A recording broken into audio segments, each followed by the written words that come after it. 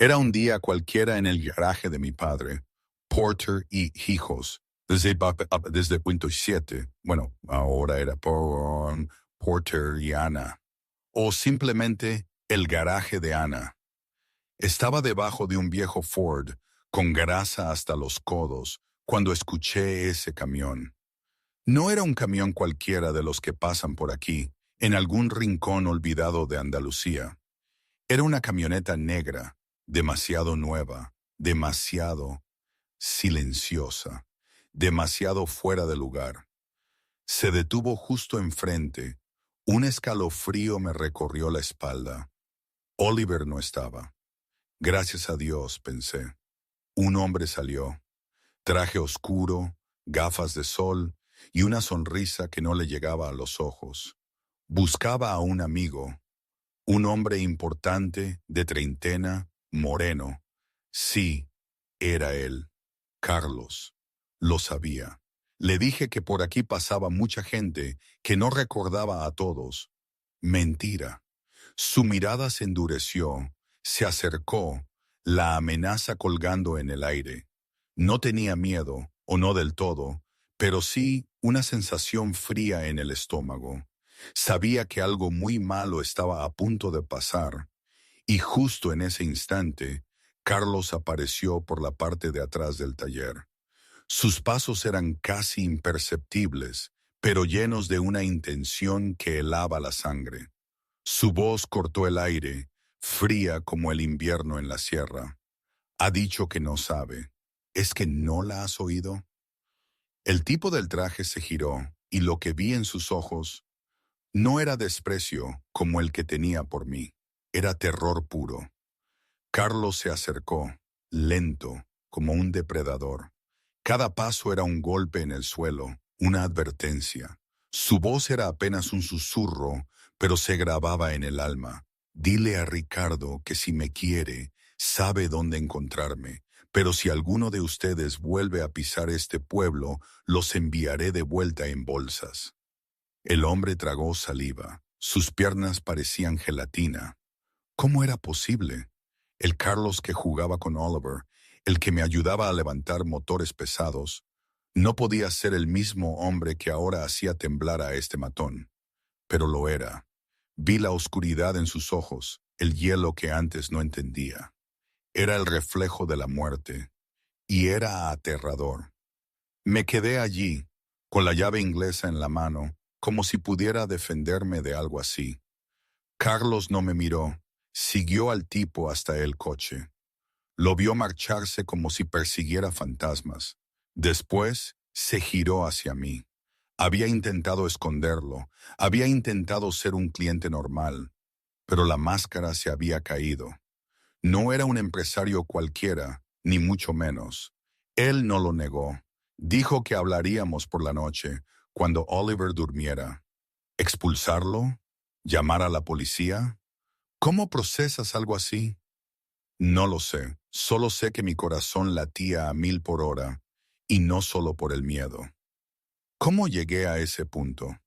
Es una historia que cuesta contar, incluso ahora, después de tanto tiempo. No recuerdo los detalles. Fue que un martes o un miércoles cuando todo empezó. Lo que sí sé es que, hace unos meses, estaba aquí mismo, en este pueblo perdido, tan absorta en mi rutina que no veía lo que se acercaba. Unos días antes, o quizás fue una semana. Bueno, ¿qué más da el día exacto? Lo importante es el contraste. Recuerdo estar sentado en mi Escalade, ese mastodonte negro que parecía sacado de otra vida, en medio de la nada, en algún lugar de la sierra de Grazalema, cerca de un pueblo que parecía olvidado. Había venido en un viaje discreto del que nadie, absolutamente nadie debía saber. Quería evitar a los mirones, las sombras de mi vieja vida en Sevilla. Y ahí estaba, el gran Carlos Blackwood, parado junto a un coche humeante, sin señal de teléfono, rodeado de campos infinitos y el perfil lejano de las montañas. El hombre que, en Sevilla, podía mover hilos con solo una palabra, Era inútil ante un motor averiado. Me burlaba de mí mismo, bueno para la violencia, inútil para arreglar un simple coche. Fue entonces cuando apareció José, un niño, 7 años quizás. Venía caminando por el camino de tierra, una camiseta con un coche de carreras y unos vaqueros desgastados. En la mano, un pequeño SUV de juguete, sospechosamente parecido a mi coche averiado. No había miedo en sus grandes ojos marrones cuando me miró, y eso, creedme, era raro. La mayoría de la gente se encogía ante mi mirada, pero él, solo pura curiosidad infantil. Mi mamá lo arregla, ella arregla cualquier coche. Me dijo con una seguridad que desarregló algo dentro de mí, como si mi corazón, que creía muerto hace mucho tiempo, empezara a moverse. Ese momento fue un puñetazo. Recordé a otro niño, hace 20 y tantos años. Un niño con ojos igual de claros, que creía en un mundo bueno, que pensaba que sus padres siempre estarían ahí. Ese niño era yo, antes de que todo se derrumbara. Mis padres, Raúl y Catalina, gente sencilla de las afueras de Sevilla. Mi padre contable, mi madre profesora de literatura. Una casa con rosas en el jardín, un columpio que papá me hizo. Risas, cenas familiares, sueños de ser abogado, de defender la justicia. No sabía lo frágil que era esa burbuja. Todo cambió cuando cumplí 14 años. Mi padre, por su trabajo, descubrió una red de lavado de dinero de una organización criminal. Proyectos fantasmas, fondos turbios. Era un hombre íntegro. Fue a la policía. Error fatal. Esa noche, fría, helada, escuché la puerta abrirse a golpes. Mi madre gritando, mi padre llamando mi nombre. Pasos pesados subiendo las escaleras. Mamá irrumpió en mi cuarto, pálida, temblorosa, empujándome al armario. Escóndete, hijo. No salgas. Pase lo que pase, no salgas. Te quiero. Y cerró la puerta. Por la rendija lo vi todo. Hombres enmascarados arrastrando a mis padres. Golpes a mi padre, exigiendo saber qué había dicho. Él no soltó ni una palabra. Un disparo. Cayó. Mi madre gritó. Se abalanzó sobre él. Otro disparo. Ella cayó. Sangre. Tanta sangre que se extendió por el suelo. Se filtró por debajo de la puerta del armario y me tocó los pies. No me atreví a respirar. No me atreví a llorar. No me atreví a moverme. Pasé la noche entera ahí, escuchando cómo destrozaban la casa, riendo, hablando como si fuera un día más. Escuché su coche alejarse, y cuando todo se quedó en silencio, aún no me atreví a salir. Permanecí en la oscuridad con el olor de la sangre de mis padres hasta que el amanecer se filtró por la rendija. El Carlos de 14 años murió esa noche. El que salió del armario a la mañana siguiente era otro por completo. Antonio, un jefe mafioso rival, me encontró 3 días después.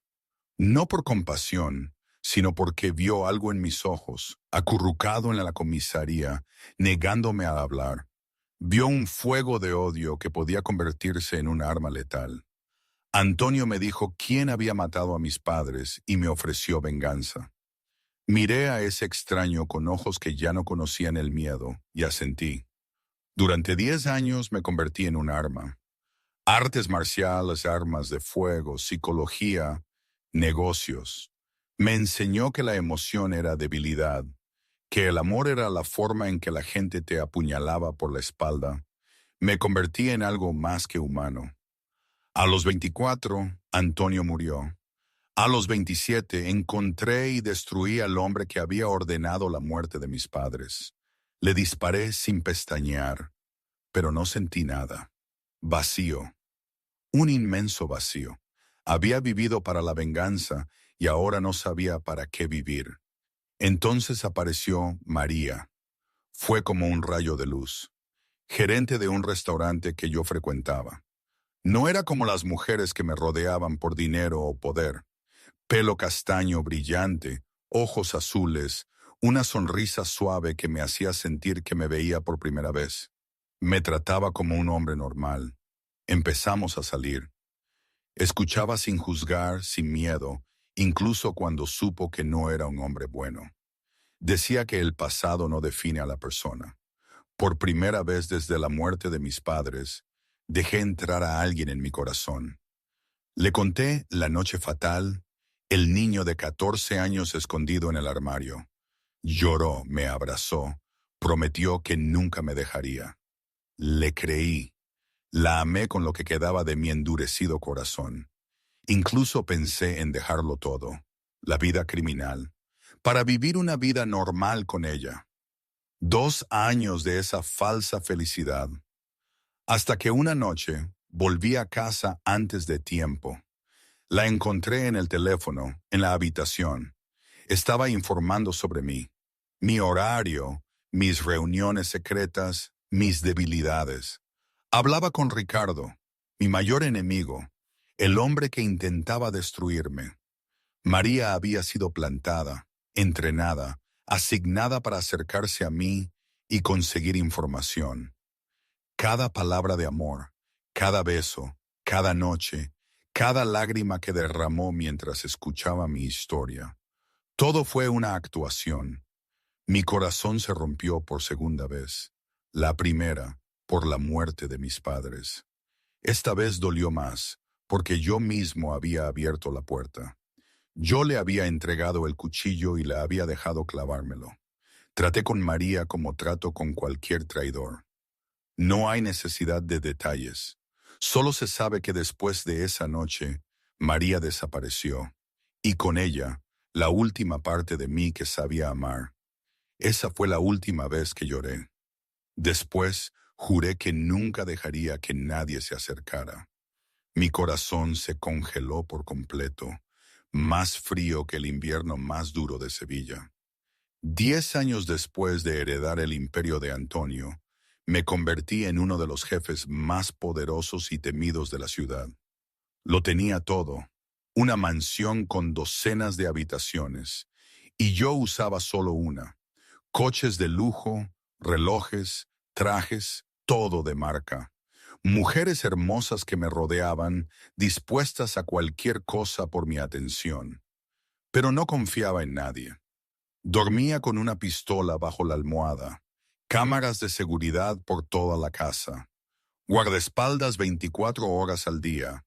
No comía comida que otros cocinaran, no bebía licor que otros sirvieran, y nunca me sentaba de espaldas a una puerta. Lo tenía todo, y no tenía nada. Por eso ese día en ese camino de tierra en Andalucía viajaba solo.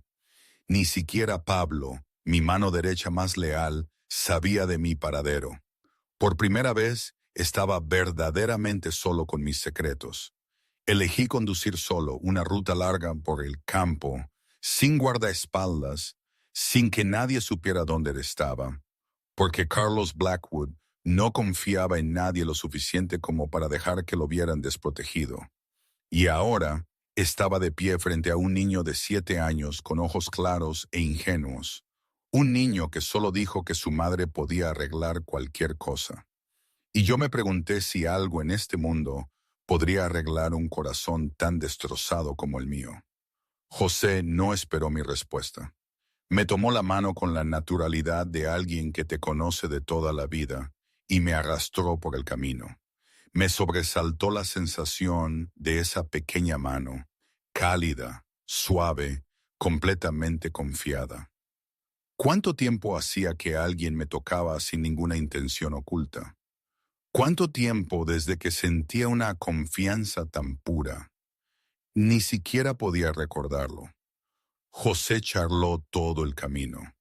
Me habló de su madre, del garaje, de su abuelo que había fallecido, de coches cuyos nombres se sabía de memoria.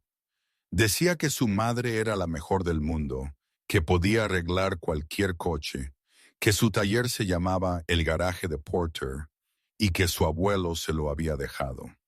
Escuchaba, no por los detalles, sino porque la voz clara y brillante del niño me calmaba de una manera extraña, inesperada. El camino de tierra nos llevó por campos verdes interminables, con las montañas nevadas a lo lejos. Una brisa ligera traía el aroma a hierba seca y flores silvestres. El cielo era de un azul intenso e impecable, ni una nube. Miré a mi alrededor y me di cuenta de que estaba en un mundo completamente diferente a Sevilla. Sin bocina, sin rascacielos, sin miradas vigilantes de personas que querían hacerme daño. Solo naturaleza, paz tranquila y un niño de 7 años cogiéndome de la mano. Tras unos 15 minutos caminando, el garaje apareció a la vista. Un edificio viejo pero ordenado. Paredes blancas, amarillentas por el tiempo. Un letrero pintado a mano que decía Garaje Porter y Hijos desde 1987. La pintura desgastada pero legible. Algunos coches viejos esperando reparaciones. Al lado, una pequeña casa de madera de una sola planta con un porche, un viejo columpio de porche y una pequeña huerta. Música country de una radio en el garaje se mezclaba con el olor a aceite de motor y hierba secada al sol. Contemplé la escena y sentí como si hubiera entrado en otro mundo, un mundo al que no pertenecía. José me arrastró dentro y gritó: «Mamá, mamá, hay un señor cuyo coche está averiado». El sonido de un motor y el golpeteo de herramientas cesaron. Luego, una mujer salió de debajo de un viejo Ford levantado en un elevador. La miré y el tiempo se detuvo por un instante. Anna Porter. No se parecía a ninguna mujer que hubiera conocido. Pelo castaño recogido en un moño, mechones sueltos por el trabajo. El rostro salpicado de grasa de motor, pero no podía ocultar su belleza natural. Sus ojos verdes me miraron directamente con precaución, sin rastro de miedo o admiración. Vestía una camiseta blanca vieja y un mono de mecánico, con una llave inglesa todavía en la mano. Medía alrededor de 1,65, delgada pero no frágil. Había algo en su postura, en su mirada, que decía que era una mujer acostumbrada a enfrentarlo todo sola. Ana me miró de arriba a abajo. Su mirada se detuvo en mi traje caro, mis zapatos de cuero lustroso, y luego volvió a mi cara.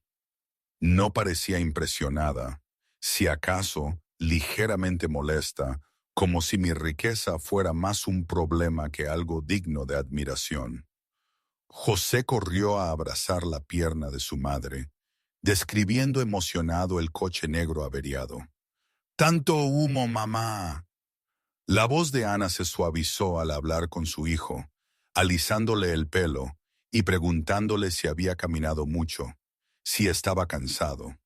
Pero cuando se volvió hacia mí, su tono se volvió frío y práctico. «¿Dónde está su coche?», preguntó directamente, saltándose los saludos. Sin cortesía, sin sonrisa amistosa, directo al grano. Estaba acostumbrado a que la gente se inclinara ante mí, me temiera o intentara complacerme. Pero esta mujer me miraba como si fuera simplemente un cliente más con un vehículo averiado. Nada más y nada menos. Y extrañamente, eso me hizo querer saber más de ella. Ana condujo la vieja camioneta del garaje y me llevó de vuelta a donde mi Escalade se había estropeado. José se sentó entre nosotros, aún hablándome de diferentes tipos de coches, de cómo quería ser mecánico como su madre cuando fuera mayor. Ana permaneció callada y concentrada en conducir, de vez en cuando echándome un vistazo por el retrovisor con una mirada evaluadora. Al llegar, se bajó y se dirigió directamente al Escalade, que aún emitía un débil hilo de humo. Abrió el capó y revisó el interior con movimientos precisos y profesionales. La observé trabajar, sorprendido por su confianza y competencia. En mi mundo, Las mujeres solían desempeñar otros papeles, pero esta mujer claramente sabía exactamente lo que hacía. Después de unos minutos, Ana se incorporó y dio su diagnóstico. Dijo que la bomba de agua estaba rota y el sistema de refrigeración tenía un problema. Podría arreglarlo, pero las piezas para este tipo de vehículo no estaban disponibles en este pequeño pueblo. Tendría que pedirlas a la ciudad y tardarían unos 3 o 4 días. Sopesé mis opciones. Podría llamar a Pablo y hacer que me enviaran otro coche, pero eso expondría mi ubicación, justo lo que intentaba evitar. Además, había algo en este lugar, en esta mujer, que me hacía no querer irme de inmediato. Ana guardó silencio un momento, como si considerara algo. Tengo una habitación de invitados detrás del taller, dijo fríamente. Es sencilla, pero limpia. Puede quedarse allí mientras esperamos las piezas. Me dejó claro que no era un hotel de lujo, solo una habitación pequeña y simple, pero limpia. Podía quedarme o no, era mi decisión. Oliver me miró con ojos brillantes y preguntó, «Te quedas con mamá y conmigo, ¿verdad?» Miré al niño, luego a Ana, de pie junto a mi coche averiado, con los brazos cruzados, esperando una respuesta sin parecer importarle cuál eligiera. Asentí. Ella observó al desconocido asentir y se preguntó qué acababa de hacer. No era el tipo de mujer que invitaba a extraños a su casa, especialmente a hombres con trajes caros y ojos fríos como el hielo. Pero había algo en la forma en que Oliver lo miraba, la forma en que su hijo tomó la mano de un extraño sin una pizca de miedo que le impidió decir que no.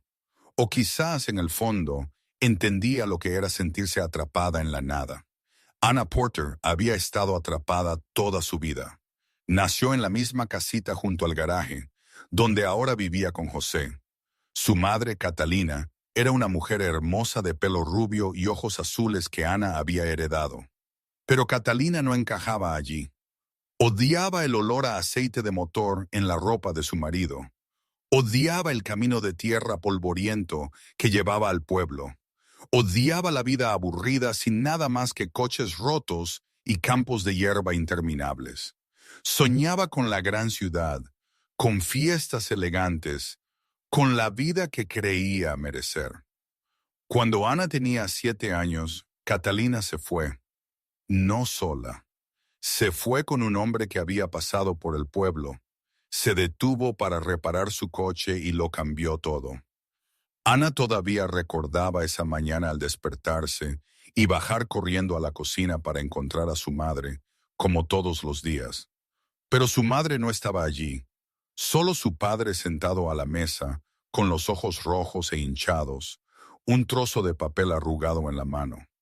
Su madre había dejado unas pocas líneas, lo sentía, no podía seguir viviendo así, que no la buscara. Ana no lo entendió. Le preguntó a su padre cuándo regresaría su madre, y él solo la abrazó fuerte sin responder. En los días siguientes, Ana se sentaba en el porche todas las tardes, mirando por el camino de tierra, esperando que apareciera la silueta de su madre. Esperó una semana, un mes, un año. Su madre nunca regresó, ni una sola llamada, ni una carta, ni una explicación. Catalina desapareció de la vida de su hija como si la niña nunca hubiera existido. Allí se formó la primera herida de Ana, el miedo a ser abandonada, la sensación de no ser lo suficientemente buena para que alguien se quedara.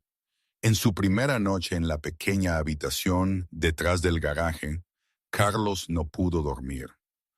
No por la cama estrecha o el espacio reducido. Si acaso, esta era probablemente la habitación más tranquila en la que había estado en los últimos 23 años. Era tan sencilla, casi vacía. Solo una cama individual con sábanas blancas impecables, una vieja cómoda de madera, una pequeña mesa con una lámpara de noche y una ventana que daba a un campo interminable. sin cámaras de seguridad, sin sistema de alarma, sin guardaespaldas apostados en la puerta, nada que lo protegiera excepto 4 delgadas paredes de madera. Debería haber estado preocupado. Debería haber estado nervioso, despierto por el miedo. Pero en cambio sintió una extraña especie de alivio. Por primera vez en años, nadie sabía dónde estaba. Nadie necesitaba que tomara decisiones de vida o muerte. Nadie lo miraba con miedo o avaricia. Era solo un hombre con un coche averiado, alojado bajo el techo de una mujer que no conocía. Y eso le dio una sensación de libertad que creía olvidada. Los grillos cantaban fuera de la ventana, el viento susurraba a través de la hierba, y el cielo nocturno estaba espeso de estrellas como nunca había visto en Sevilla. Carlos se tumbó mirando el viejo techo de madera, y por primera vez en mucho tiempo, se durmió sin una pistola bajo la almohada. A la mañana siguiente, un golpe en la puerta lo despertó. Abrió los ojos y tardó unos segundos en recordar dónde estaba. La luz del sol matutina se filtraba por las cortinas, dibujando rayas doradas en el suelo de madera. El golpe volvió a sonar, seguido por la voz clara y brillante de José. «Tío Carlos, mamá dice que vengas a desayunar». Carlos se levantó, se puso la camisa blanca de vestir arrugada por haber dormido con ella y abrió la puerta.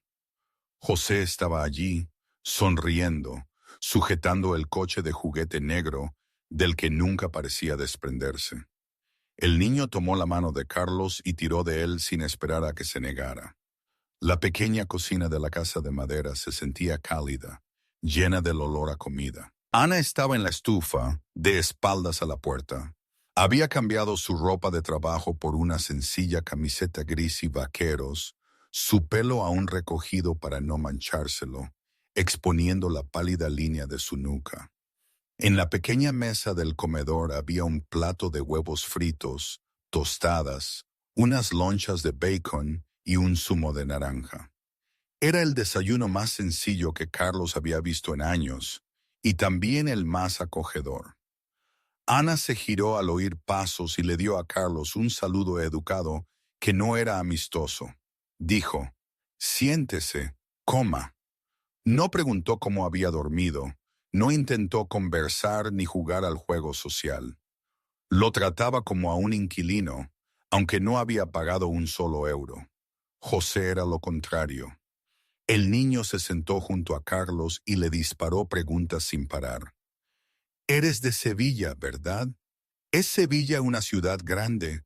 ¿Has visto edificios altos? ¿Cuántos coches tienes? Tu coche es enorme. Me encanta». Carlos respondió torpemente, no acostumbrado a hablar con niños. No sabía qué tono usar, qué decir que fuera adecuado. Pero a José no le importaba.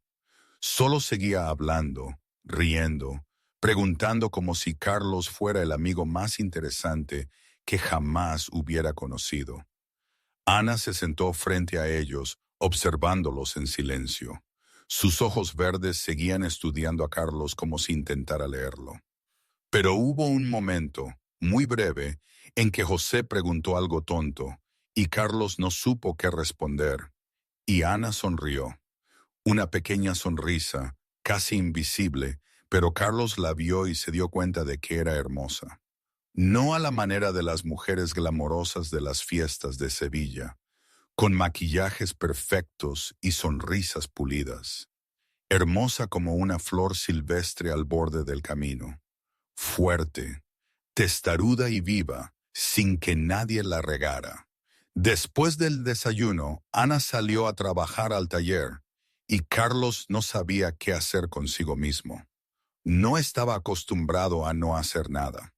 En Sevilla, cada minuto de su día estaba programado. Cada minuto tenía una tarea. Cada minuto exigía una decisión. Pero aquí no tenía nada más que tiempo. Entró al garaje, se sentó en una vieja silla de madera en la esquina y observó a Ana trabajar. Estaba arreglando un viejo Toyota para una anciana del pueblo. Sofía, la vecina de la que José siempre hablaba.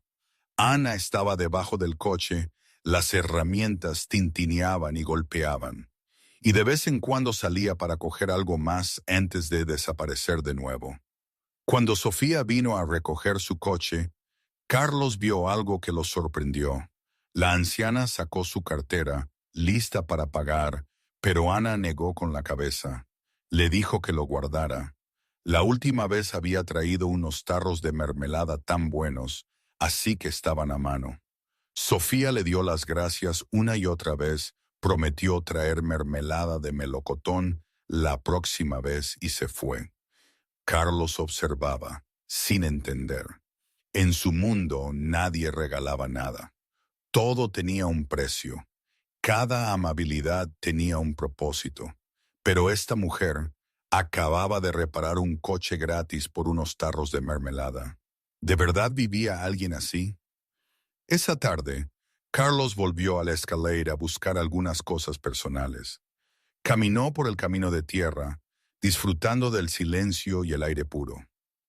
Al llegar al coche, abrió la puerta y sacó una pequeña bolsa con ropa de repuesto y algunas cosas necesarias que siempre llevaba consigo. Fue entonces cuando su teléfono captó una señal débil. Apareció un mensaje de un número desconocido. El corazón de Carlos latió más rápido al leer la corta línea en la pantalla. Sabemos dónde estás, Blackwood. Se quedó inmóvil en el solitario camino de tierra. ¿Quién? ¿Ricardo o alguien más? ¿Cómo lo sabían? Había tenido cuidado. Había venido solo. Había elegido una ruta alternativa para evitar ser seguido. Y aún así, lo habían encontrado. Carlos borró el mensaje y miró a su alrededor. El campo se extendía en silencio. Ni un alma a la vista. Pero sabía que esa paz no podía ser más que una máscara. Debería irse inmediatamente. Debería llamar a Pablo, hacer que alguien lo recogiera, desaparecer de este lugar antes de que llegaran. Debería mantenerse alejado de esa madre y ese niño inocentes antes de que fueran arrastrados a una guerra que no era suya. Pero cuando Carlos regresó al garaje, José salió corriendo a recibirlo. La cara del niño estaba manchada de helado, su amplia sonrisa mostraba un nuevo diente de leche. Le preguntó dónde había ido Carlos. Dijo que lo había estado esperando desde hacía mucho tiempo. Dijo que mamá le había comprado helado. Carlos quería un poco también. Carlos miró al niño inocente que tenía delante y no pudo irse. A la mañana siguiente, Carlos apenas había salido de su habitación cuando José ya estaba esperando. El niño le tomó la mano, con los ojos brillantes, y dijo que su mamá estaba muy ocupada arreglando los coches de los clientes, así que Carlos debía jugar con él. Ana estaba en la puerta del garaje, mirando a su hijo con preocupación, como si quisiera detenerlo. Pero antes de que pudiera decir nada, José ya había arrastrado a Carlos corriendo. El niño dijo que hoy le mostraría a Carlos su reino, y Carlos sería el primer invitado especial al que se le permitía entrar. Carlos no sabía cómo reaccionar. Nadie lo había invitado nunca a su reino, y mucho menos al reino de un niño de 7 años.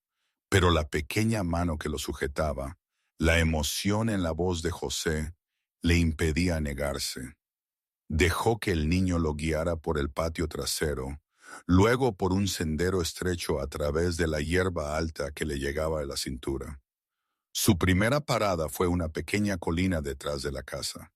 José arrastró a Carlos hacia arriba, jadeando de emoción mientras subía.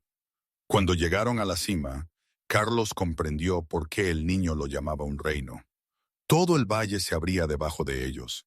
Campos de hierba de un verde intenso, montañas nevadas a lo lejos, un cielo tan azul que parecía pintado.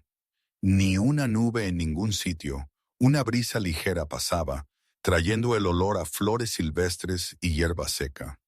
José abrió los brazos y giró en la cima de la colina, riendo a carcajadas. Dijo que ahí era donde venía cuando se sentía triste, porque desde allí podía ver todo el mundo. Carlos observó al niño feliz por algo tan simple, y su pecho se oprimió con un sentimiento que no podía nombrar. Después de eso, José llevó a Carlos a un pequeño arroyo que fluía con un suave murmullo a través de un delgado parche de bosque. El niño se jactó de que aquí había peces gigantes tan grandes como su brazo. Pero cuando Carlos miró hacia abajo, solo vio pequeños peces que se movían rápidamente en el agua. No dijo nada, solo asintió y estuvo de acuerdo en que sí, eran peces realmente grandes. José sonrió, orgulloso de haber hecho que un adulto le creyera. Siguieron caminando hasta llegar al gran roble, donde el abuelo de José le había hecho un columpio. El columpio era viejo, la cuerda desgastada, pero aún se mantenía fuerte. José saltó, moviendo las piernas para que se moviera, y luego preguntó si Carlos quería probar. Carlos negó con la cabeza y dijo que el columpio era solo para José, pero José no lo aceptaría. Saltó, tomó la mano de Carlos y lo hizo sentarse. El columpio crujió bajo el peso de un adulto, pero no se rompió.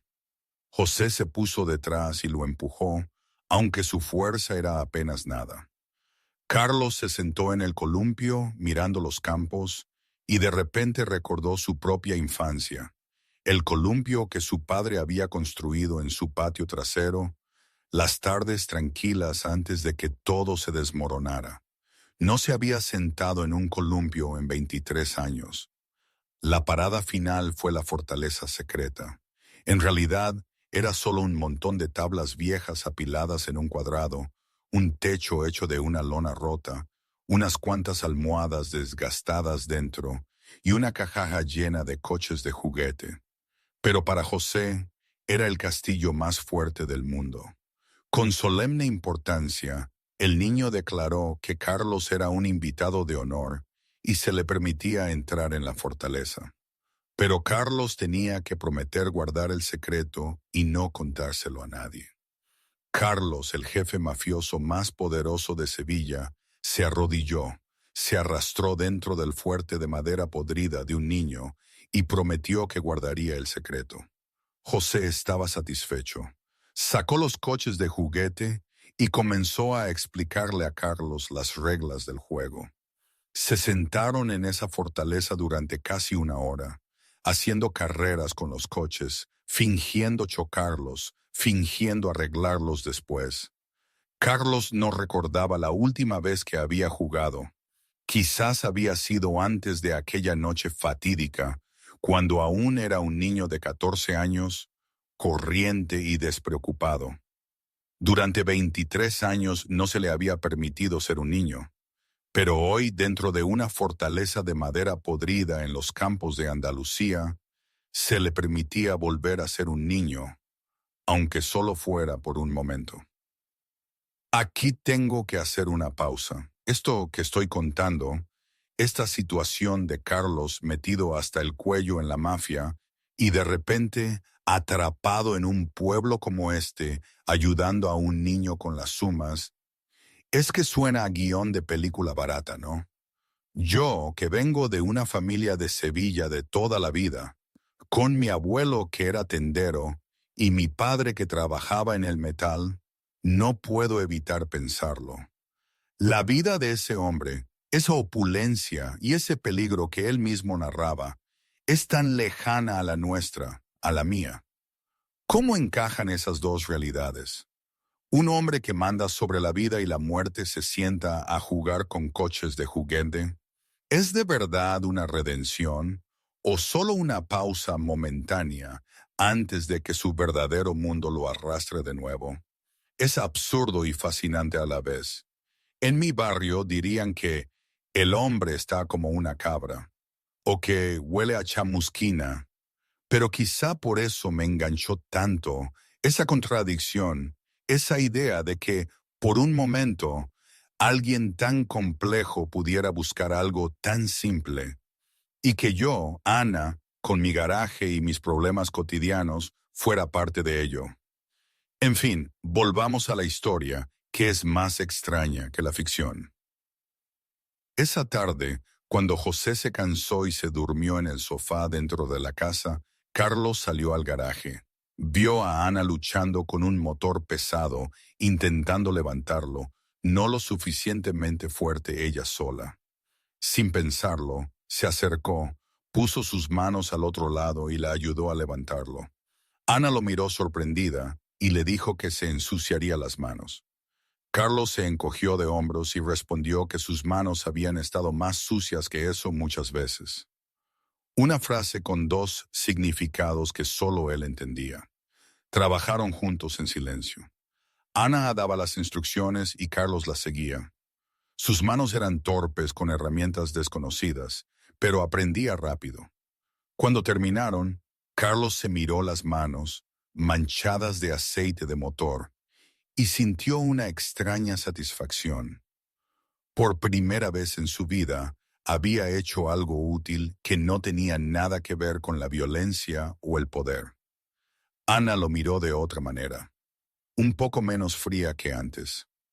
Esa noche, después de que José se durmiera, Carlos salió y se sentó en el porche. El cielo de Andalucía estaba lleno de estrellas, más de las que jamás había visto en ningún lugar. En Sevilla las luces de la ciudad las borraban todas. Pero aquí, la Vía Láctea se extendía por la oscuridad como un río de plata. Carlos estaba mirando hacia arriba cuando oyó pasos.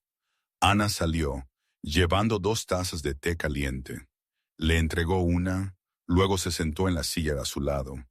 El silencio se prolongó, pero no era incómodo.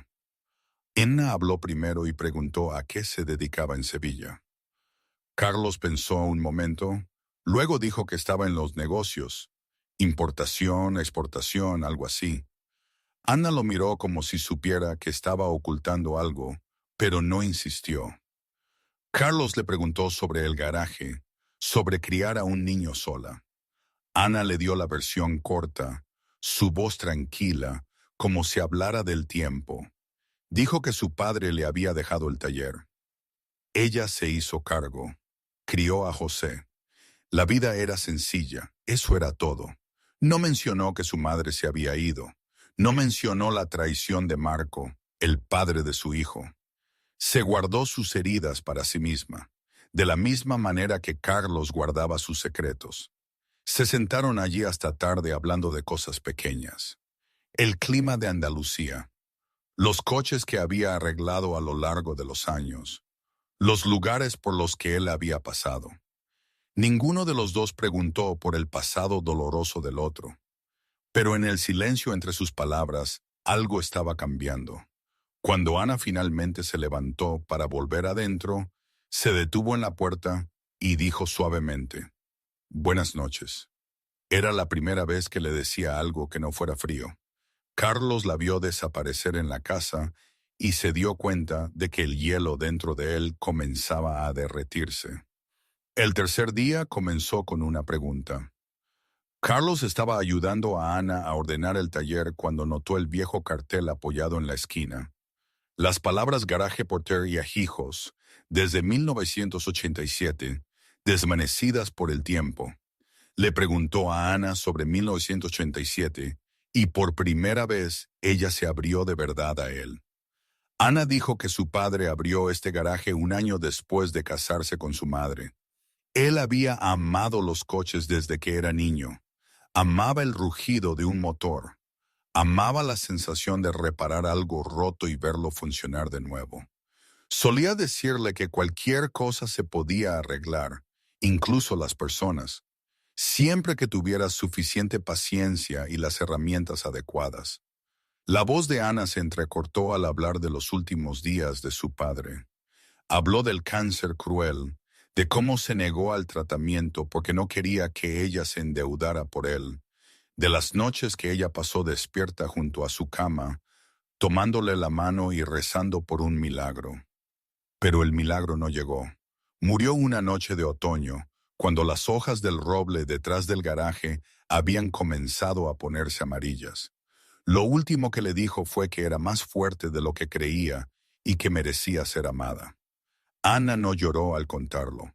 Ya había llorado lo suficiente, pero sus ojos estaban húmedos y su voz temblaba en los puntos que más dolían. Carlos escuchó sin interrumpir, sin ofrecer consejos vacíos. Entendía que algunas penas no necesitaban consuelo, solo necesitaban a alguien dispuesto a escuchar. Cuando Ana guardó silencio, el silencio se extendió entre ellos. Entonces Carlos habló, su voz baja y lenta, y dijo que su padre estaría orgulloso de ella. Ana levantó los ojos hacia él, y por primera vez le sonrió de verdad.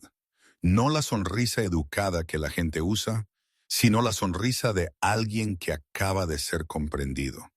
Quizás fue esa sonrisa. Quizás fue la honestidad en la forma en que compartió su historia. Pero Carlos de repente quiso contarle la suya. No se lo había contado a nadie desde María, y después de esa traición, había jurado que nunca volvería a abrirse a nadie. Pero la mujer que tenía delante, con sus ojos verdes y una mancha de aceite de motor en la mejilla, le hizo querer romper ese voto. Carlos le habló de sus padres. Les dijo que habían sido buenas personas, que vivían una vida normal sin hacer daño a nadie. Les habló de la noche en que fueron asesinados, cuando él tenía 14 años, porque su padre sabía algo que no debería haber sabido. Les habló del armario en el que se había escondido, de la rendija en la puerta por la que había observado, la sangre que empapaba el suelo y le tocaba los pies. No entró en lo que vino después, sobre Antonio, sobre el imperio mafioso, sobre las cosas que había hecho, pero dijo lo suficiente para que Ana entendiera que él también llevaba heridas, al igual que ella. Dijo que a veces se preguntaba si sus padres lo reconocerían si lo vieran ahora, porque se había convertido en alguien completamente diferente al niño que solía ser. Ana no tuvo miedo, no lo juzgó, no lo miró con lástima. Solo dijo suavemente que su padre le había enseñado algo. Lo que importaba no era de dónde venías, era hacia dónde elegías ir. Carlos la miró y sintió como si alguien finalmente lo hubiera visto por primera vez. No un jefe mafioso, no un asesino, solo Carlos, el niño de 14 años que lo había perdido todo e intentó sobrevivir como pudo. Esa tarde, trabajaron juntos para reparar un coche viejo para alguien del pueblo. Ana daba las instrucciones y Carlos las seguía. En un momento dado, Ana intentaba girar un tornillo en un rincón estrecho al que su mano no llegaba. Carlos se colocó detrás de ella y su mano se posó sobre la suya para ayudar. Ambos se quedaron inmóviles al mismo tiempo. El rostro de Ana estaba tan cerca que podía contar las pequeñas pecas en el puente de su nariz. Su aliento era cálido en su cuello. El tiempo pareció detenerse. Luego José entró corriendo y destrozó el momento. El niño gritó que Sofía acababa de traer postre. «Mamá, hay tarta de manzana». Ana retiró la mano a toda prisa, volviéndose para ocultar unas mejillas que se ponían rosadas. Carlos también estaba nervioso, fingiendo concentrarse en el coche, pero ambos sabían lo que acababa de pasar, aunque ninguno lo dijera en voz alta. Esa noche, Carlos se ofreció a preparar la cena. Ana lo miró sorprendida y preguntó si sabía cocinar. Él asintió y dijo que había algunos platos que podía hacer. La verdad era que había aprendido de un chef italiano en la organización como una habilidad de supervivencia en caso de que alguien intentara envenenarlo. Pero no dijo eso. Entró a la cocina, buscó ingredientes en la modesta nevera y empezó a hacer espaguetis. José insistió en ayudar, así que Carlos lo dejó tirar la ensalada. El resultado fue tomates esparcidos por el suelo, lechuga volando por todas partes, pero José se rió a carcajadas, y Carlos se dio cuenta de que él también se reía. Ana estaba en la puerta de la cocina observándolos, una sonrisa en la boca que no podía contener. La cena transcurrió en la pequeña cocina bajo una cálida luz amarilla, llena de risas y voces. José declaró que los espaguetis sabían mejor que los de su mamá, Y Ana fingió estar ofendida, diciendo que eso significaba que su hijo la estaba traicionando. José se rió y dijo que amaba a su mamá más que a nada. Pero la pasta del tío Carlos sí que estaba deliciosa. Carlos los observó a los dos bromeando y su pecho se oprimió con una emoción intensa. Se dio cuenta de que así se sentía una familia, lo que había perdido a los 14 años y pensó que nunca volvería a tener. Esa noche, después de limpiar los platos, Ana le dijo, «Gracias por la cena». Su voz era suave, no fría como el primer día. Carlos dijo que era él quien debería darle las gracias, por permitirle quedarse, por permitirle sentarse a la mesa con su familia. Ana lo miró durante un largo momento, luego asintió y se fue a su habitación. Carlos se quedó solo en la cocina, mirando la casa pequeña y sencilla, escuchando la suave voz de José, leyendo un cuento en su dormitorio. Y se preguntó por qué un lugar tan humilde podía hacerlo sentir más rico que una mansión de millones de euros en Sevilla. A la mañana del cuarto día, Ana recibió una llamada de un cliente del pueblo de al lado que necesitaba una reparación urgente. Tenía que ir y volvería tarde, así que le pidió a Sofía que cuidara a José. Pero ese día, a Sofía le dolía la espalda y no pudo ir.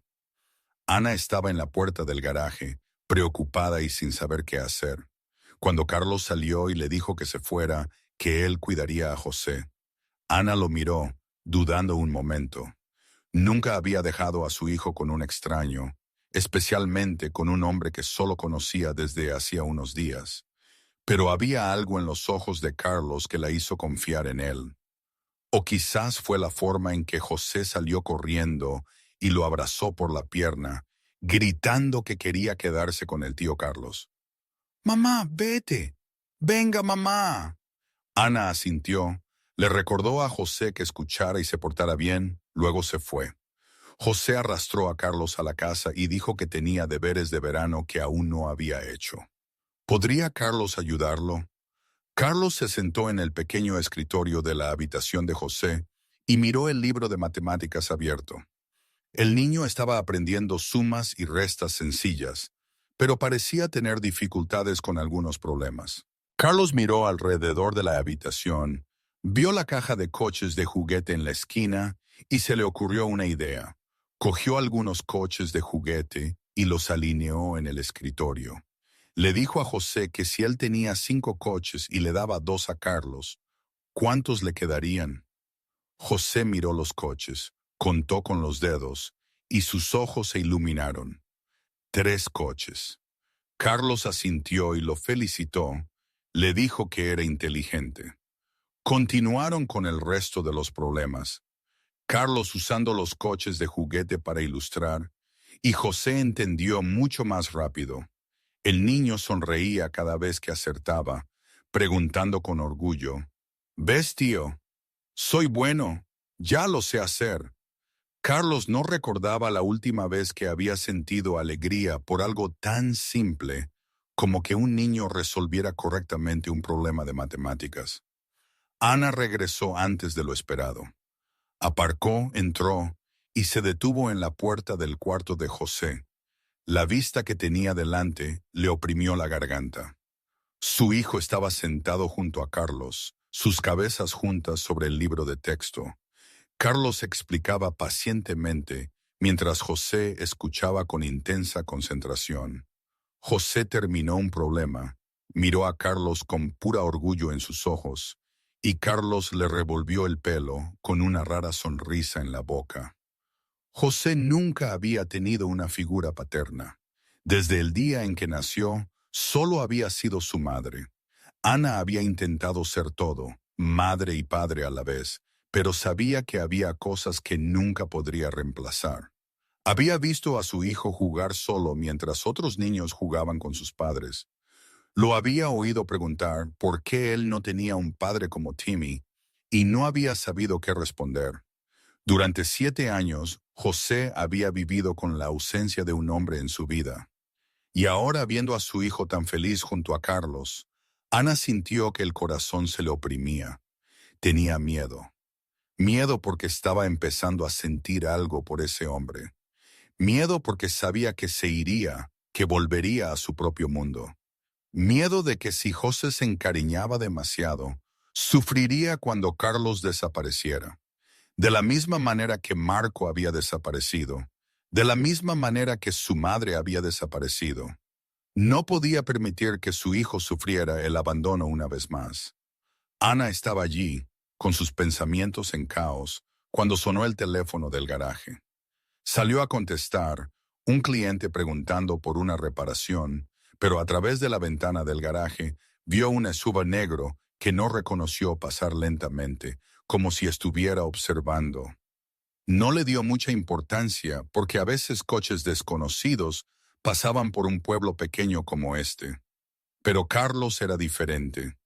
Él estaba sentado dentro con José cuando escuchó el sonido de un motor desconocido. El instinto perfeccionado durante 23 años lo hizo levantarse rápidamente y moverse hacia la ventana para mirar.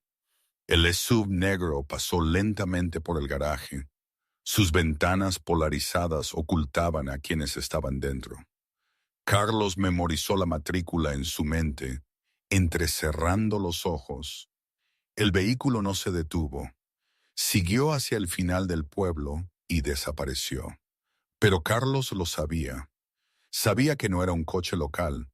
Ese SUV era demasiado nuevo, demasiado caro, demasiado extraño para un pueblo humilde como este. Y la forma en que se movía, lento y buscando, lo hizo estar seguro de que lo habían encontrado. El mensaje amenazante del día anterior no habían sido palabras vacías. Carlos regresó a la casa y su rostro había cambiado. La cálida sonrisa que había tenido mientras ayudaba a José a estudiar había desaparecido. En su lugar había una fría alerta, ojos como acero gris calculando. José notó el cambio y preguntó, «Tío, ¿qué te pasa?»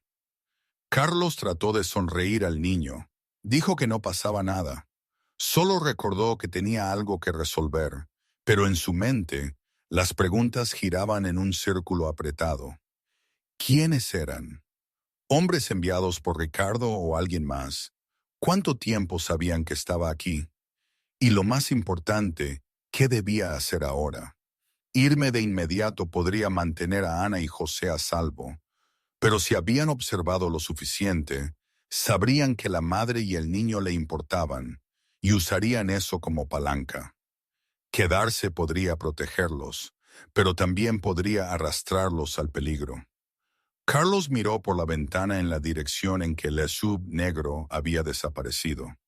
Los fantasmas de su pasado lo habían encontrado, y no sabía si tenía la fuerza para proteger a las personas que comenzaba a querer. Esa noche, que se extendió como si nunca fuera a terminar, fue un tormento para Carlos. Sentado en esa pequeña habitación, escuchando la suave voz de José balbuceando un cuento para su madre, y luego a Ana cantándole a su hijo para que se durmiera. La casa se sumía lentamente en el silencio. No sabía qué iba a decirle Ana. ¿Lo echaría? ¿Llamaría a la policía? O peor, lo miraría con el miedo y el asco que había visto en tantos ojos una vez que la gente descubría quién era. Estaba acostumbrado a ser odiado, a ser temido, pero no entendía por qué la idea de que Ana lo mirara así le dolía el pecho. Un ligero golpe en la puerta. Carlos abrió y vio a Ana allí, con los brazos cruzados, el rostro indescifrable. Le dijo que saliera al porche. Él asintió y la siguió afuera. El cielo nocturno de Andalucía seguía lleno de estrellas como siempre, pero esa noche el aire se sentía más pesado. Se sentaron en dos sillas una al lado de la otra. El silencio se extendió entre ellos. Entonces Ana habló, su voz tranquila pero seria. Le preguntó directamente quién era realmente, y por qué alguien lo quería encontrar con tanta desesperación. Carlos la miró y sopesó cuánto decir. Podría mentir, podría inventar otra historia, Podría seguir fingiendo que era solo un empresario normal, pero mirando esos ojos verdes fijos en él, no pudo. Ella merecía la verdad, al menos una parte. Empezó a hablar, su voz baja y lenta. Dijo que dirigía una organización en Sevilla, el tipo de organización que la gente no mencionaba en conversaciones educadas. Había hecho cosas terribles, matado gente, arruinado otras vidas, usado la violencia como herramienta para conseguir lo que quería. No era un buen hombre. Nunca había sido un buen hombre. No desde los 14 años. Los hombres que habían venido a buscarlo ese día eran enemigos, rivales que lo querían muerto. Y al estar aquí, las estaba poniendo a ella y a José en peligro. Carlos se detuvo y esperó su reacción. Esperó miedo, asco o al menos distancia. Pero Ana solo se quedó allí, en silencio, mirándolo con una expresión que no podía comprender. Luego preguntó, aún firme, si había matado gente. Carlos asintió, sin inmutarse. Dijo que más de los que podía contar. Ana permaneció en silencio durante mucho tiempo. Pensó que se levantaría y volvería adentro, pero no lo hizo. Se sentó inmóvil, mirando el campo oscuro frente a ellos, como si estuviera dándole vueltas a algo importante en su mente. Luego habló, su voz ligera pero firme. Dijo que no le importaba quién fuera él allí fuera. Solo le importaba quién era él aquí, en su casa, con su hijo, el hombre que había visto enseñando matemáticas a José, cocinando la cena para ellos, sentado en una fortaleza de madera podrida, jugando con coches de juguete. Ese hombre no era un monstruo. Carlos la miró, sin creer lo que oía. Le preguntó si no tenía miedo. Ana se volvió hacia él y sus ojos verdes atraparon la luz de las estrellas. Dijo que había sido abandonada por las personas que deberían haberla amado. Su madre se había ido sin una palabra. El padre de José había huido cuando se enteró de que estaba embarazada. No confiaba fácilmente y no dejaba que nadie se acercara fácilmente. Pero Carlos había estado aquí 4 días. Había tenido cientos de oportunidades de hacerles daño a ella y a su hijo, y no lo había hecho. En cambio, le enseñó a su hijo, cocinó para ella, la ayudó a trabajar, y ese día había ahuyentado a un hombre que podría haber traído peligro a su puerta. Ella no sabía quién era Carlos en Sevilla, pero sabía quién era él aquí. Algo dentro de Carlos se abrió, no con dolor, sino con alivio, como si una gruesa capa de hielo que había envuelto su corazón durante años se estuviera derritiendo lentamente. No sabía qué decir. No podía encontrar palabras lo suficientemente grandes para lo que sentía. Ana lo observó un momento. Luego continuó, su voz más suave. Le dijo que se quedara, al menos hasta que el coche estuviera arreglado. Después de eso podría irse donde quisiera, pero por ahora ella no lo iba a echar. Se levantó y se dispuso a volver adentro, pero se detuvo en la puerta. Lo miró y añadió una cosa más. Dijo que todos tenían un pasado, y lo que importaba era lo que uno elegía hacer con el presente. Su padre se lo había enseñado. Luego entró, dejando a Carlos solo bajo un cielo lleno de estrellas, con un corazón latiendo de una manera que creía olvidada. El quinto día comenzó con un cambio sutil entre Carlos y Ana. Después de la noche en que enfrentaron la verdad, ya no mantuvieron la distancia de antes. Ana ya no lo miraba con ojos cautelosos, y Carlos ya no intentaba hacerse pasar por un extraño. Trabajaban juntos en el garaje, hablaban más, reían más. José estaba encantado al notar el cambio. El niño corriendo de un lado a otro entre ellos, tirando de una mano y luego de la otra, como si intentara acercarlos aún más. Esa tarde, mientras José jugaba en casa de Sofía, Ana y Carlos se sentaron a descansar en el taller después de terminar el coche de un cliente. Ana de repente habló, su voz suave pero con un toque de amargura. Le habló de Marco, el padre de José, el hombre al que nunca había mencionado antes. Le habló de la soledad después de la muerte de su padre, de lo vulnerable que había estado cuando Marco apareció con palabras dulces y una sonrisa encantadora. Pensó que finalmente había encontrado a alguien que se quedaría, alguien que no la abandonaría como su madre. Pero se había equivocado. La noche en que le dijo que estaba embarazada, Marcos se quedó en silencio. No dijo una palabra, solo la miró con pánico en los ojos y luego se fue. A la mañana siguiente, ya no estaba, como si nunca hubiera existido. Ni un mensaje, ni una llamada, ni una explicación. Ana enfrentó el embarazo sola, dio a luz sola, crió a José sola durante los últimos 7 años. Habló en un tono firme, como si estuviera contando la historia de otra persona. Pero Carlos podía ver el dolor en sus dos ojos. La ira le subió al pecho y su mano se cerró en un puño. Con voz baja que llevaba una oscura promesa, dijo que si alguna vez conocía a Marco, Marco lamentaría haber nacido. Ana lo miró y por primera vez sonrió ante su amenaza. No porque quisiera que le hicieran daño a Marco, sino porque sabía que Carlos lo decía en serio.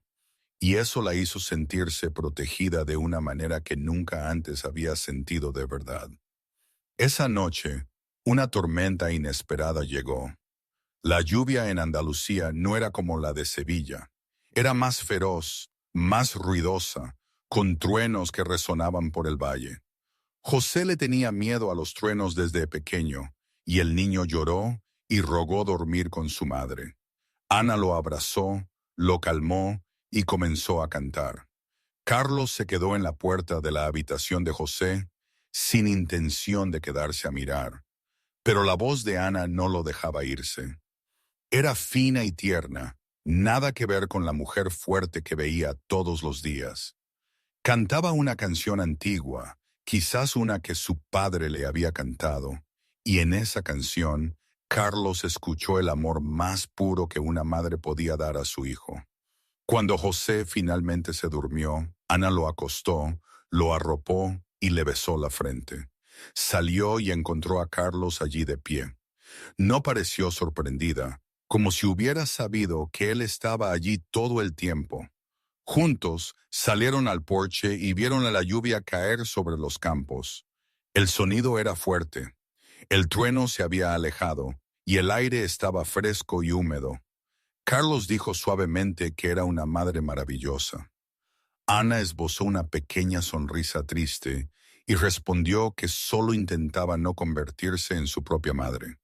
Las palabras se le escaparon antes de que pudiera detenerlas, y supo que acababa de abrir una puerta que había mantenido cerrada durante 20 años. Carlos le preguntó suavemente por su madre. Ana se quedó en silencio un momento. Luego le contó, con la voz tan tranquila como si hablara del tiempo. Dijo que su madre se fue cuando ella tenía 7 años. Se fue con un extraño, sin explicación, sin despedida. Ana esperó meses, sentada en ese porche, mirando por el camino de tierra, esperando que apareciera la silueta de su madre. Su madre nunca regresó. Desde entonces, había vivido con el miedo al abandono, con la sensación de no ser lo suficientemente buena para que nadie se quedara. Su madre se fue.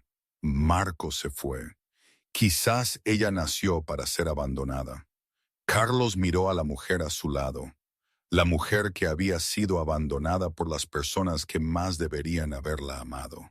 Y seguía allí, seguía de pie, seguía fuerte, seguía amando a su hijo con todo lo que tenía. No sabía quién se movió primero. Quizás fue él, quizás fue ella, quizás fueron ambos a la vez. Pero de repente sus labios se encontraron. El primer beso fue suave, tembloroso, como dos personas aprendiendo a confiar de nuevo desde el principio. La lluvia seguía golpeando el porche. El viento frío se movía, pero no sentían frío. Solo sentían calidez, sentían curación, sentían como si los pedazos rotos dentro de ellos se estuvieran recomponiendo lentamente. Cuando se separaron, Ana lo miró, sus ojos brillantes. En un susurro, dijo que él se iría, que volvería a Sevilla. Carlos no lo negó porque sabía que era verdad. Solo respondió que lo sabía, pero en ese momento estaba allí. Ana cerró los ojos, asintió y dejó que él la abrazara en la noche lluviosa. Se quedaron allí mucho tiempo. Dos personas solitarias que se encontraban en la tormenta, sin saber lo que traería el mañana y sin querer pensarlo. Solo el presente, solo esa noche, solo los brazos del otro, con el sonido de la lluvia y la calidez que se extendía por ellos. A la mañana del sexto día, las piezas finalmente llegaron.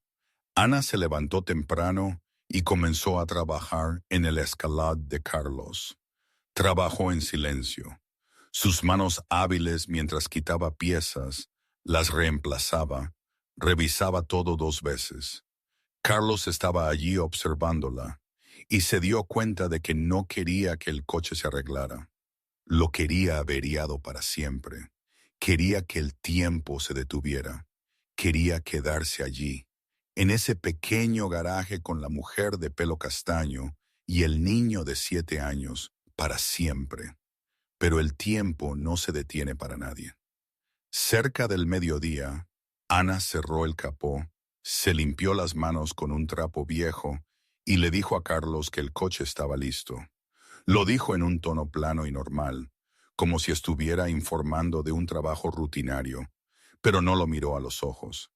Carlos asintió, caminó hacia el vehículo, abrió la puerta y se deslizó en el asiento del conductor. Giró la llave. El motor ronroneó suavemente como si nada hubiera pasado.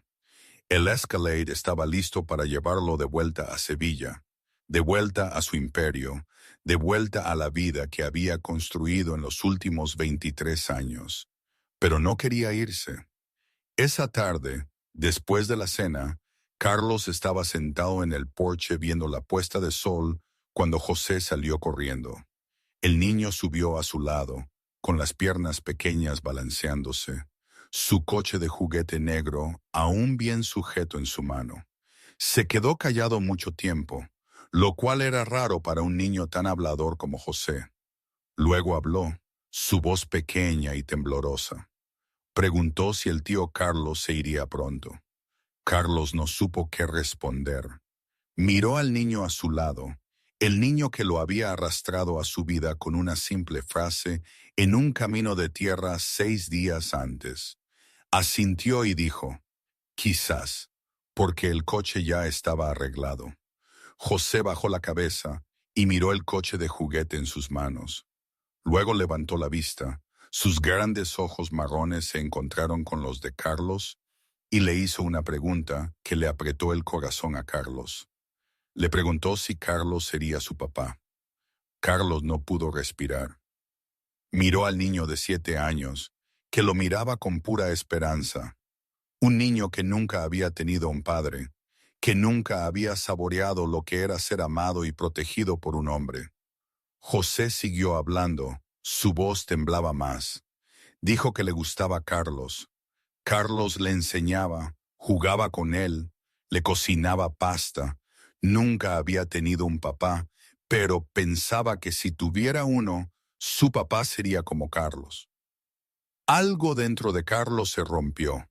Abrazó al niño y lo apretó fuerte, tratando de ocultar las lágrimas que le subían a los ojos. Le dijo a José que era el niño más valiente que había conocido y que su madre, la madre de José, era extraordinaria. Quiso prometerle al niño que se quedaría, que sería su padre, que nunca se iría. Pero no pudo, porque sabía que esas promesas podían romperse, y no quería convertirse en otro hombre que abandonara a José. Después de que José volviera adentro, Ana salió. Lo había oído todo. Se quedó en la puerta, mirando a Carlos con los ojos enrojecidos, y Carlos supo que lo que iba a decir le dolería. Ana se acercó y se sentó a su lado. Se quedó en silencio un momento, como si buscara la forma correcta de decir lo que tenía que decir. Luego habló, su voz temblorosa pero firme. Dijo que tenía que irse. Carlos. Él la miró sin entender. Ella continuó, con los ojos húmedos, pero sus lágrimas aún no caían. Dijo que sentía cosas por él. No lo negaría. La noche anterior, ese beso, no se arrepentía, pero tenía a José. José era todo para ella, la razón por la que vivía, la única persona que le quedaba en este mundo. Los hombres que lo habían buscado eran peligrosos. Si regresaban, si herían a José por culpa de Carlos, ella nunca se lo perdonaría. No podía arriesgar a su hijo, por nadie, ni siquiera por Carlos. Carlos quiso discutir. Quiso decir que los protegería, que no permitiría que nadie les hiciera daño. Pero sabía que Ana tenía razón. Su presencia era un peligro. Él era el peligro. Había vivido en la oscuridad durante años, y ahora esa oscuridad amenazaba a las personas que había empezado a amar. Ana lo miró directamente a los ojos, su voz firme pero llena de dolor.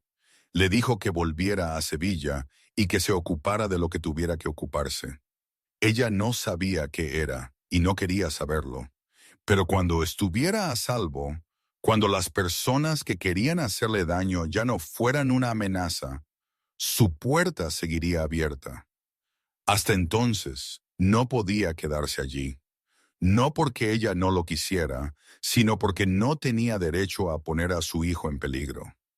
Carlos entendió. Ella no lo estaba echando porque no lo amara. Lo estaba echando porque amaba a José más que a nada. Y eso hizo que Carlos la respetara más que a nadie que hubiera conocido. Asintió, su voz baja y ronca. Dijo que lo entendía y prometió que regresaría. No una promesa vacía, sino un juramento de un hombre que acababa de encontrar una razón para vivir de otra manera. Ana lo miró y las lágrimas finalmente cayeron. Susurró que esperaría, pero no para siempre. Si pasaban 3 meses y él no regresaba, lo entendería. Se sentaron allí juntos, mirando el cielo nocturno de Andalucía por última vez, sin saber lo que traería el mañana, pero sabiendo que esa noche era todo lo que tenían. La última noche se extendió como si nunca fuera a terminar, y sin embargo, fue tan breve como un solo aliento. A la mañana siguiente, Carlos se levantó temprano, hizo las maletas y salió de la pequeña habitación detrás del garaje por última vez. La Escalade ya estaba aparcada enfrente, impecable después de que Ana la lavara esa mañana. Miró el coche y recordó el día en que se averió en el camino de tierra 6 días antes. 6 días que cambiaron toda su vida.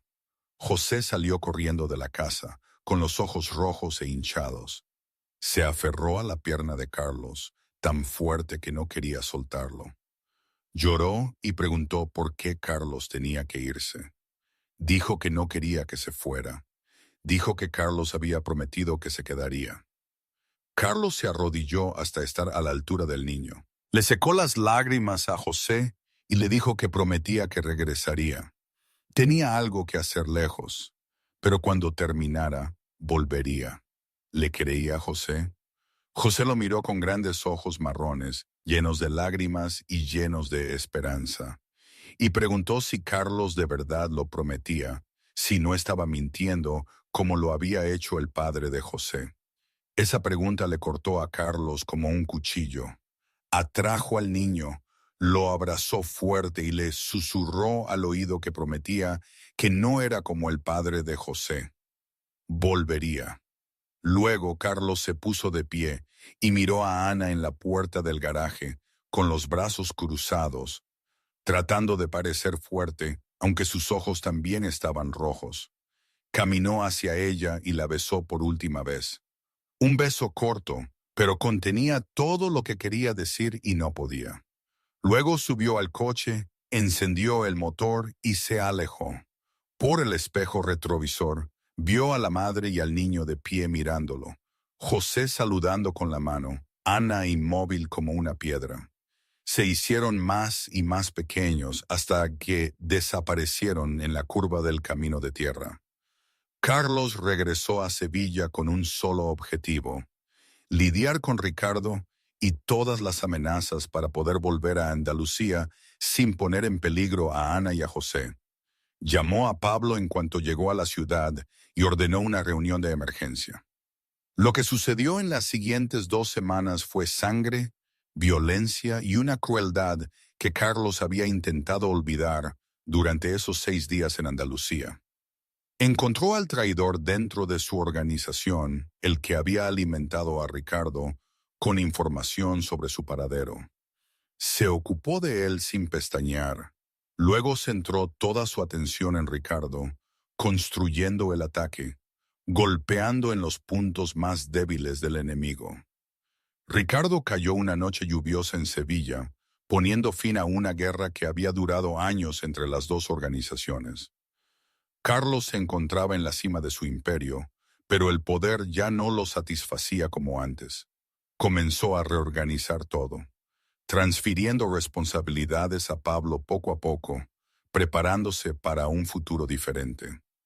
Cada noche, sin importar lo ocupado que estuviera, Carlos llamaba al teléfono fijo del garaje, a la vieja línea telefónica, con la señal a veces inestable. Pero la voz de Ana y la voz de José al otro lado eran lo único que lo mantenía lúcido. José hablaba de lo que pasaba en la escuela, del gato de Sofía que acababa de tener gatitos, de sacar una nota perfecta en matemáticas porque usaba el método que el tío Carlos le había enseñado. Ana hablaba de los coches que arreglaba, del clima de Andalucía que cambiaba con la estación, de que lo echaba de menos sin decirlo nunca en voz alta. Esas llamadas cortas se convirtieron en la razón por la que Carlos soportaba cada día. Marcaba cada día en su calendario, contando los días hasta que todo estuviera resuelto, hasta que pudiera regresar al camino de tierra que llevaba al pequeño garaje donde su corazón lo esperaba. 3 meses pasaron como un largo sueño lleno de ansiedad y espera. Ana contó cada día, aunque no quisiera admitirlo. Cada mañana, al despertarse, miraba el camino de tierra frente al garaje y se preguntaba si ese sería el día en que él regresaría. Cada vez que escuchaba pasar un coche, su corazón daba un vuelco y luego se hundía cuando no era el Escalade negro. Las llamadas nocturnas se hicieron menos frecuentes durante la última semana y luego cesaron por completo. Ana no sabía qué había pasado. No sabía si Carlos estaba a salvo. No sabía si aún se acordaba de ella y de su hijo, o si había vuelto a su antigua vida y había olvidado el pequeño pueblo de Andalucía. Se dijo a sí misma que se había preparado para esto, que sabía que él podría no regresar, que no se desmoronaría si desaparecía como los otros hombres de su vida, pero en el fondo sabía que se estaba mintiendo a sí misma. El último día del tercer mes, cuando Ana casi había perdido la esperanza, apareció un vehículo en el camino de tierra. No era el elegante Escalade negro que recordaba, sino una Ford F-150 verde más antigua, tan común como cualquier camión que ella hubiera reparado. José jugaba en el patio y al principio no le prestó mucha atención hasta que la camioneta se detuvo frente al garaje y un hombre bajó. El niño se irguió de golpe, con los ojos muy abiertos, y luego gritó tan fuerte que resonó por todo el valle. «¡Mamá! ¡Es el tío Carlos! ¡El tío Carlos ha vuelto!». Ana salió corriendo del garaje, aún con una llave inglesa en la mano, el corazón latiéndole sin control.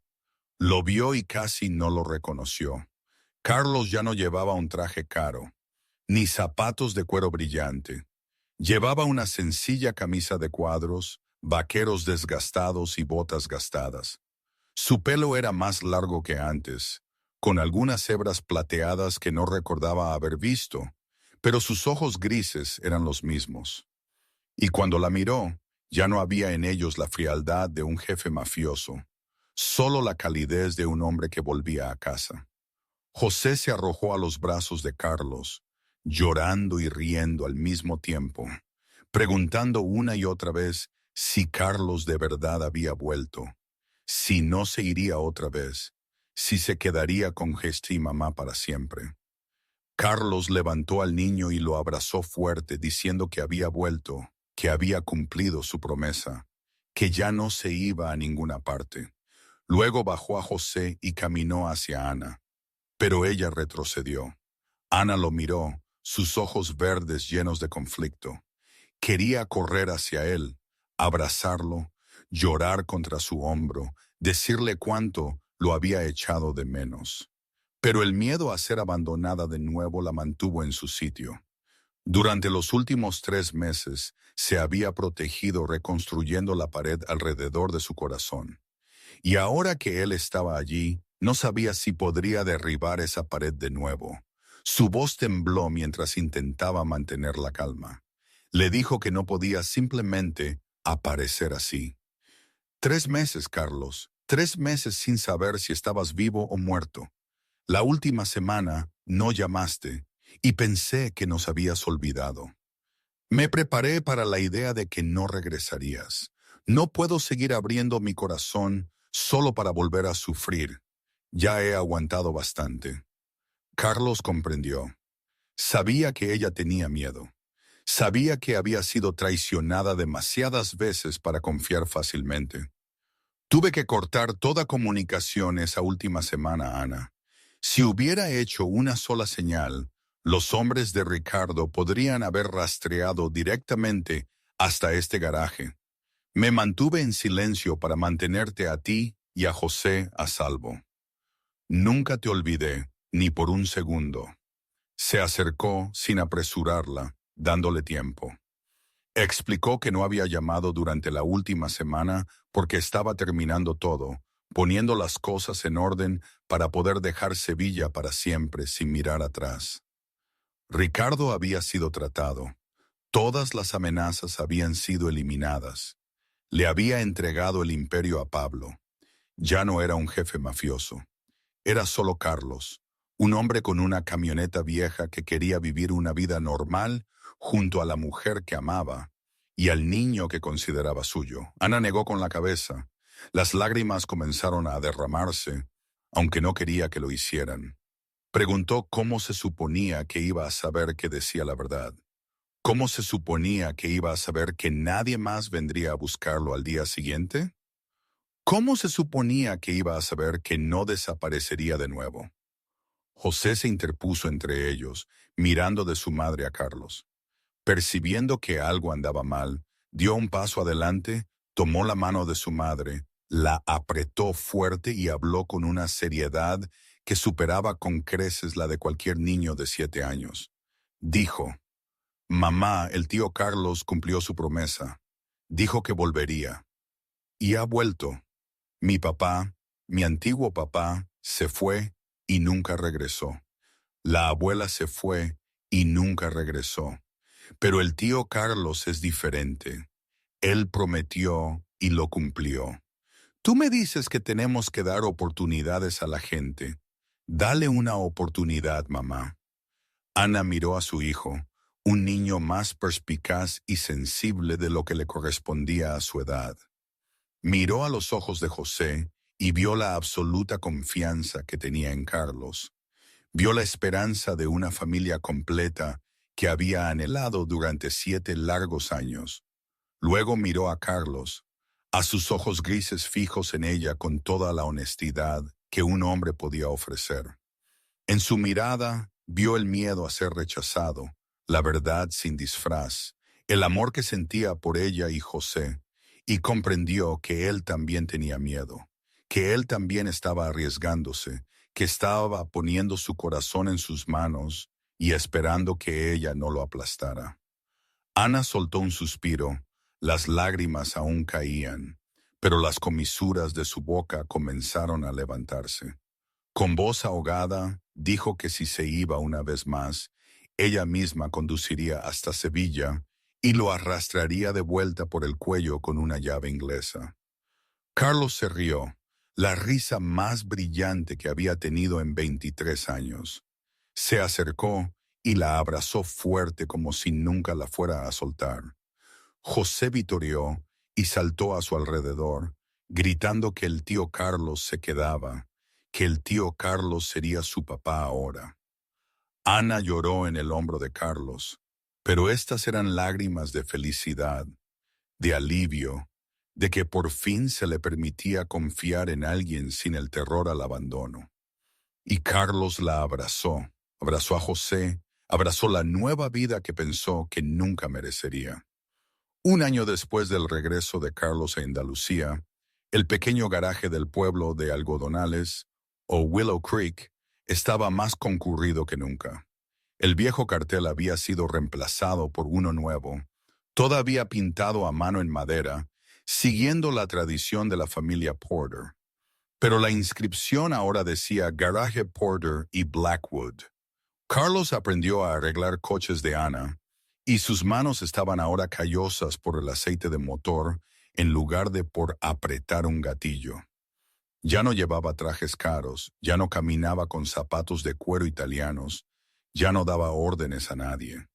Era solo un mecánico más en un pueblo pequeño, y eso lo hacía más feliz de lo que había sido en todos los 23 años que pasó como jefe mafioso. Nuestra boda se celebró un día de primavera, cuando las flores silvestres florecían por los campos y el cielo de Andalucía era de un azul impecable, sin una sola nube.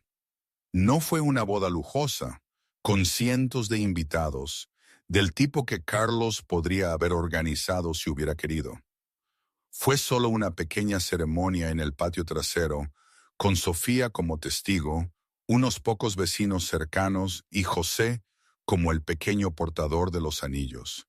Llevaba un sencillo vestido blanco que Sofía me había cosido, el pelo suelto con algunas flores silvestres. Fui la cosa más hermosa que Carlos había visto jamás. Cuando intercambiamos anillos bajo el roble donde descansaba el padre de Ana, José se puso entre ellos, sujetando la mano de su padre y la de su madre. En el momento en que el pastor los declaró marido y mujer, José gritó tan fuerte que todo el jardín lo oyó. «Papá, mamá, ahora somos una familia». Era la primera vez que José llamaba papá a Carlos. Carlos se arrodilló y abrazó al niño, y por primera vez en tantos años lloró. No lágrimas de dolor o pérdida, sino las lágrimas de un hombre que por fin había encontrado su lugar. Y hoy, pues, ni idea. Miro el garaje, veo a Carlos con las manos manchadas de grasa, a José corriendo con su coche de juguete, y pienso, ¿quién diría que la historia de un capo de la mafia terminaría aquí, entre montañas y campos, arreglando motores y persiguiendo gallinas? A veces siento una punzada de miedo. ¿Y si esa oscuridad vuelve? ¿Y si lo nuestro es una tregua, no un final? Los fantasmas del pasado nunca mueren del todo, ¿verdad? Pero luego veo la forma en que Carlos mira a José, o cómo se ríe con mis chistes malos sobre herramientas, y sé que algo cambió, no de forma milagrosa o predestinada, sino por la decisión diaria de quedarse, de intentar ser mejor. ¿Habría sido más fácil si se hubiera ido? Probablemente. ¿Sería más feliz? Lo dudo. La vida es un motor que se avería una y otra vez, supongo. Lo importante es tener a alguien que te ayude a encontrar la llave inglesa adecuada. Y si ese alguien resulta ser un niño que apareció de la nada y una mujer cabezota en un garaje, ¿quién soy yo para cuestionarlo? Después de todo, el amor y la curación no siempre vienen en un paquete bonito y predecible. A veces, simplemente, se sienten bien. Y eso es lo que